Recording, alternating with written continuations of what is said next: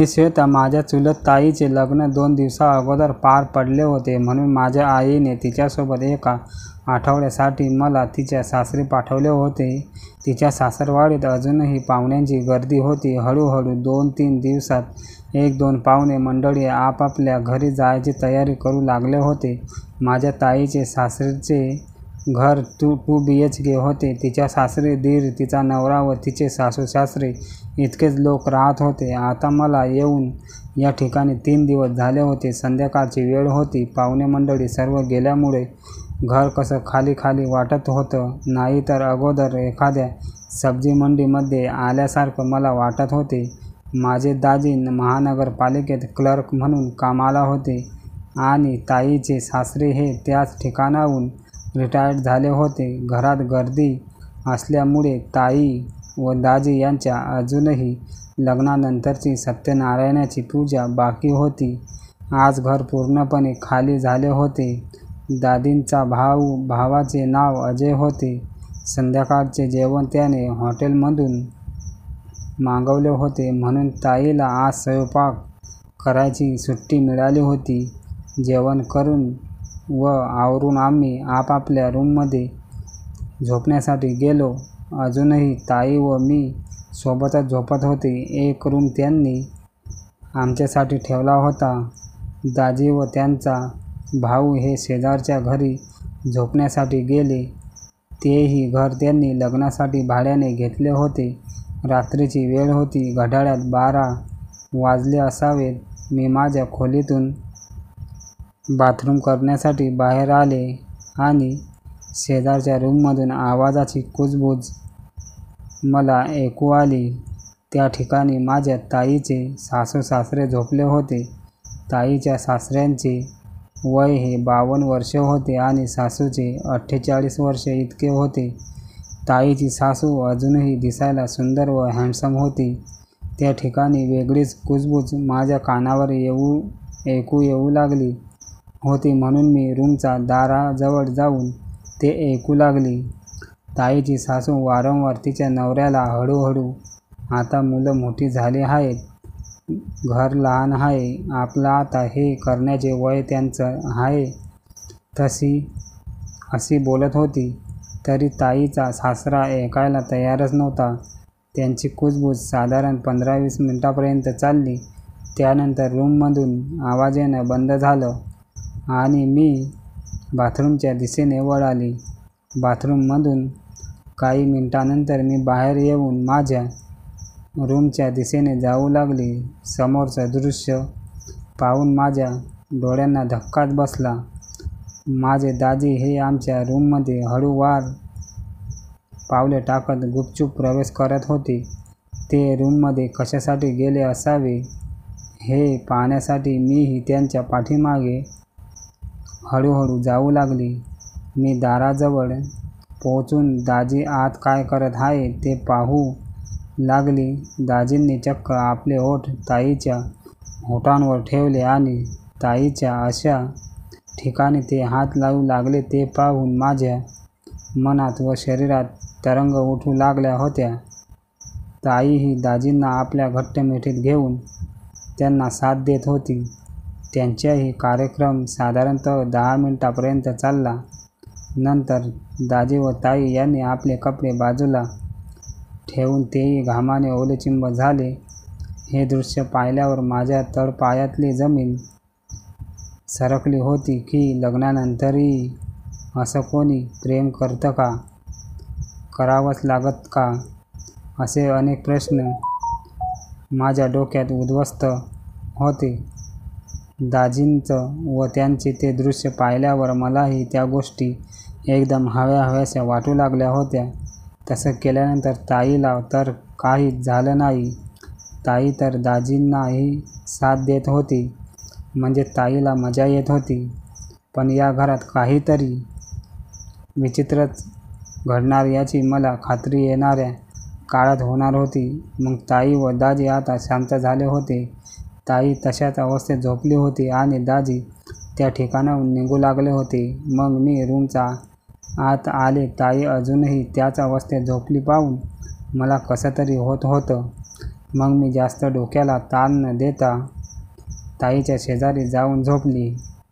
दुसऱ्या दिवशी ताई व दाजींची सत्यनारायणाची पूजा घरच्यांनी नियोजित केली होती. महाराजांनी घरात येऊन पूजेची सामग्री लावण्यास सुरुवात केली. मग ताई आणि जिजू पूजेसाठी बसले. साधारणतः अर्ध्या तासाच्या आत महाराजांनी पूजा संपवण्याचा प्रयत्न केला. पूजेसाठी सर्वजण एकत्र जमले होते. त्यामध्ये दाजींचे मित्र प्रसादासाठी घरी आले होते. तेव्हा त्यांना पाणी देण्यासाठी मी ड्रॉइंग हॉलमध्ये ग्लास घेऊन गेली. तेव्हा जिजूच्या मित्रापैकी एक मित्र कॉमेडी करत म्हणाला, आज तर मोकळाच आहेस तू घोडागाडी खेळायला. ते कोडवर्डमध्ये बोलून मला काही कळले नाही, पण मी त्यांच्या अर्थ समजले होते. संध्याकाळी जेवण करून आम्ही परत घरातील मंडळी एकत्र आज जमलो आणि पिक्चर पाहू लागलो होतो. ताईचे सासू-सासरे हे आपल्या रूममध्ये जाऊन झोपले होते. मी, ताई, जिजू व तिच्या दीर आम्ही टीव्ही समोर बघून पिक्चरचा आनंद घेत होतो. सर्वात शेवटी मी बसले होते तेव्हा जिजूचा हात हा ताईच्या पोटाकडे फिरू लागला होता. जिजू हे वारंवार ताईच्या पोटाला चिमटा काढत होते. मी मागून दोघांच्या सर्व कृत्या पाहत होते. काही वेळानंतर दाजींचा हात हा ताईच्या त्या ठिकाणावर पडला. ताई आता हळूहळू जोराने श्वास घेऊ लागली होती. ताईलाही काहीतरी करायची इच्छा होऊ लागली होती. रात्रही आता भरपूर झाली होती म्हणून आम्ही टीव्ही बंद करून आपापल्या रूममध्ये झोपण्यासाठी गेलो. दाजी आज ड्रॉइंग रूममध्ये झोपले होते आणि शेजारच्या रूममध्ये ताईचा दीर एकटाच झोपला होता. सर्व सामान आवरण्यात मीही फार दमले होते. माझे डोळेही लवकर लागले होते. पण मध्यरात्रीच्या वेळेस माझ्या पायाला कोणत्या तरी स्पर्श अगदी जोराने झाला. माझे डोळे अचानक उघडले. रूममध्ये सर्वत्र अंधार होता. अस्पष्ट दिसत नव्हतं सगळं. काही वेळानंतर माझ्या चेहऱ्यासमोर फुरसटपणा कमी झाला आणि मला स्पष्ट दिसू लागत होतं. दाजी परत ताईच्या शेजारी झोपले होते आणि ताईची पाठ मला दिसत होती. दाजी ताईच्या शरीराच्या वेगवेगळ्या ठिकाणी हात फिरू लागले होते. तिलाही फार आनंद व मजा येत होती. घाई गडबडीत दाजींच्या हातात माझ्या शरीराला स्पर्श करू लागला होता म्हणून मी अजून ताईच्या दिशेकडे सरकली, कारण की त्या स्पर्शाचा स्वाद मलाही घ्यावासा वाटू लागला होता. कारण माझ्याने आता कंट्रोल होणे शक्य नव्हते. काही मिनिटे त्यांचे प्रेम चालले. त्यानंतर ताईने दाजींना आता बस बाकी उद्या इतकं म्हटल्यावर दोघेही शांत झाले. दुसऱ्या दिवशी ताई व मी सकाळी लवकर उठलो. जेव्हापासून दाजी रात्री ताई सोबत येऊ लागले होते तेव्हा ताईला सकाळी अगदी फ्रेश वाटू लागले होते. ती काम करत असतानाही अगदी उत्साहात व हसमुख चेहरा ठेवून काम करत होती. आज ताईच्या सासूने मला रात्री बाहेर ड्रॉइंगमध्ये झोपायला सांगितले आणि शेजारचे घर जे त्यांनी भाड्याने घेतले होते ते त्यांनी त्या घरमालकाचा हँडओव्हर केले होते. ताईचा दीरही आज ड्रॉइंग रूममध्ये झोपणार होता. रात्रीचे जेवण लवकर झाल्यामुळे आम्ही आज परत पिक्चर बघण्यासाठी एकत्र जमलो होतो. ताई व दाजी त्या खोलीत झोपत असल्यामुळे जिजू ताईचा हात धरून गुपचूप त्या रूमकडे घेऊन गेले. ताईचा दीर ही दिसायला अगदी सुंदर व उंच होता. त्याची पर्सनॅलिटी दाजीपेक्षा छान होती.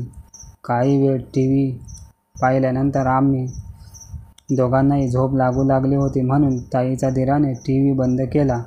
टीव्ही बंद करताच दोघंही खोलीतून वेगवेगळे आवाज आमच्या कानी पडू लागले. सर्वात जास्त आवाज तर ताईचा येत होता. ताईच्या दीराला कळाले होते की आवाज कशामुळे येत आहे म्हणून तर चोरून माझ्याकडे एकटाच नजराने पाहू लागला होता. पण मी त्याची गंमत करण्यासाठी त्याला विचारले, अरे अजय, हा आवाज कशाचा येतोय? त्यावर तो म्हणाला, काही नाही, इथे शेजारी कोणाचे तरी भांडण वगैरे असावं, पण हा आवाज तुमच्या घरात मी आल्यापासून येत आहे. मी त्याला सांगितलं. त्यावर तो म्हणाला, हो का? मी तर कधी ऐकला नाही. तू कधी घरात झोपला? कुठे शेजारच्या खोलीत भाड्याने घेतलेल्या घरात झोपत होतास? अधूनमधून ताईच्या सासूच्या आवाज आणि ताईचाही आवाज जोरजोरात येऊ लागला होता. त्यामुळे आम्हा दोघांना आता कंट्रोल करणे शक्य नव्हते. त्यावर मी अजयला म्हणाली की जेव्हा मी ताईसोबत आमच्या खोलीत झोपायची तेव्हा दाजी रोज रात्री आमच्या खोलीत येऊन ताईशी प्रेमसंबंध बनवायचे. तेव्हा अजय म्हणाला, काहीतरीच काय सांगते? त्यावर मी म्हणाले, अरे खरंच सांगते मी. 2-3 वेळेस दाजी आमच्या खोलीत आले. चल ताईचा रूम जवळ, मी दाखवते तुला काय करतात ते. मी अजयचा हात पकडला आणि ताईच्या खोलीबाहेर आम्ही कान लावून उभे राहिलो. ताई अगदी जोरजोरात शिसकाड्या सोडू लागली होती. अहो, हळूहळू त्रास होतोय मला. अजय आता भानावर नव्हता. तो मन लावून ताई व जिजूचा आवाज ऐकू लागला होता. काही वेळानंतर अजय मी त्या ठिकाणी उभी होते त्याच ठिकाणी येऊन तोही आतील आवाज ऐकू लागला होता. हळूहळू तो माझ्या पाठीमागे आला आणि त्याने मला अशा ठिकाणी स्पर्श केला की मीही आता शिवकार्या सोडू लागली होती. माझ्या मनावर आता ताबा सुटला होता. मी जे दाजी आणि ताईंना पाहून अनुभवलं होतं ते मला रिअली करायचं होतं. अजय आता हळूहळू माझ्या पूर्ण शरीरावर ताबा घेऊ लागला होता. त्याचा हात माझ्या शरीराच्या वेगवेगळ्या अवयवांना स्पर्श करू लागला होता. मी वेळ वाया न घालवता मागे वळली आणि माझा चेहरा त्याच्या चेहऱ्यासमोर येऊन ठेवला आणि त्याच्या ओठांचा स्पर्श माझ्या ओठांवर घेतला. अजयने तब्बल 10 मिनिटांपर्यंत माझ्या ओठांचा रस चाखला. त्यानंतर हळूहळू आम्ही सोफ्यापर्यंत पोहोचलो. मग त्या ठिकाणी अजयने पूर्ण शरीराचा माझा चुराडा केला आणि मग आम्ही दोघांनी एकमेकांचे कपडे बाजूला ठेवून घामाने ओलेचिंब होऊन पहिला प्रेमाचा स्वाद व आनंद घेतला. अशा प्रकारे ताईच्या सासरी मला लग्ना अगोदरच्या व लग्नानंतरच्या प्रेमाचा अनुभव कळला.